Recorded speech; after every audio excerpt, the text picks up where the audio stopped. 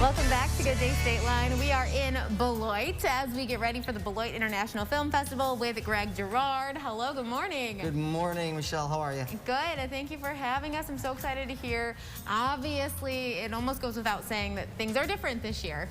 Yes, they are. Well, like so many of our brother and sister festivals, large and small, we're all going to virtual. It kind of became obvious late in the year that our hopes for a hybrid with people in seats wasn't going to happen, so we went straight ahead, and here we are, getting ready. We're loading films up. They're being ingested right now in Auckland, New Zealand, where our platform is at, and hopefully everything will be ready to rock.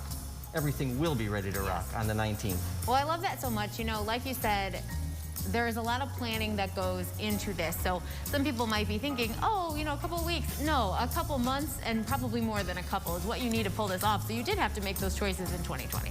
Yeah, our festival actually is a year-round festival. We have programming throughout the year. And, you know, as the fall comes on, we're already starting in September to start, you know, gathering our ideas and figuring out what, you know, really starting to plan for the festival in February. And of course, starting in March, we're already looking at films.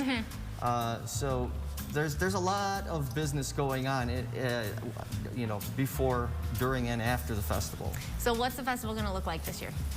Well, it's going to be online, so it's it'll be a nice platform. You'll be able to go to this you can go to our website and then click there and go to the platform.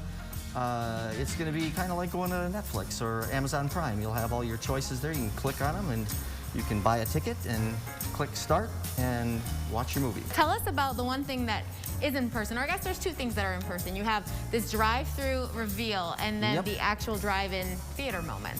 Right, we usually do our reveal, which is the reveal of our program book. And we are doing a program book again this year. The Beloit Daily News, once again, sponsoring that part of our program. And it'll be available on the 9th of February, and it'll be right here at IronTech, where our offices are. And we're going to ask people to drive under the beautiful spine with all the lights dangling, and we'll have fresh programs there for them to drive through and pick up. So we'll still have our social distancing happening, and everyone will be safe, and we'll be broadcasting, you know, online. We're going to kind of make it into a little bit of a Macy's Thanksgiving Day parade kind of vibe. So yeah, that will be fun from 6 to 8. That'll happen right here at IronTech. And then the drive-through movie experience. There's a couple. The drive-in movie is going to be just down the block here on the other end of the Ironworks campus, as we call this whole place. And there we will show. We'll have 6 different drive-in events during the festival on each of the weekends. So Friday, Saturday, Sunday, Friday, Saturday, Sunday. A wide array of all family, good for the whole family kind of fare. Yeah, we're going to be showing 16 Candles. It's going to be our classic film with First National Bank and Trust Company. We do that every year. It's going to be a drive-in this year, but it'll be fun. And yeah, so it's a good slate of films. You can find them on our website right now. Perfect. Now, you did tell me that this is free. Yes, we're not asking for any admission fee. So we are asking people if you can donate. We have an online option for that, so you can just roll in there, sit in your car. If you're having a great time, you know. Before we go, tell me some films we want to watch out for this year and some of your favorites. Well, I have to make myself a little list. It's hard for me to remember all these films, but I would highly recommend Materna. It's kind of a character study, sort of like that Robert Altman Shortcuts thing, where you've got disparate activities going on and studying different people, and then they have a moment when they all come together on a subway train. I love that. So that's as much as I'll say about that. Touch is a thriller from China. It's about a blind masseuse, and there is intrigue and infidelity, and there is blood. Gossamer Folds is a story of a young trans man in Kansas City in 1986. And it's a lovely family story, actually, and I think it's really, it's a good for the whole family. And Drought is deals with an autistic young man and his family on a road trip out in the Carolinas.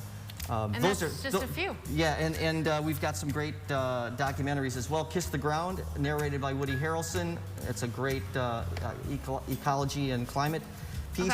Roy's World from Chicago with Barry Gifford, and then a doc called More Than Miyagi, which is all about Pat Morita.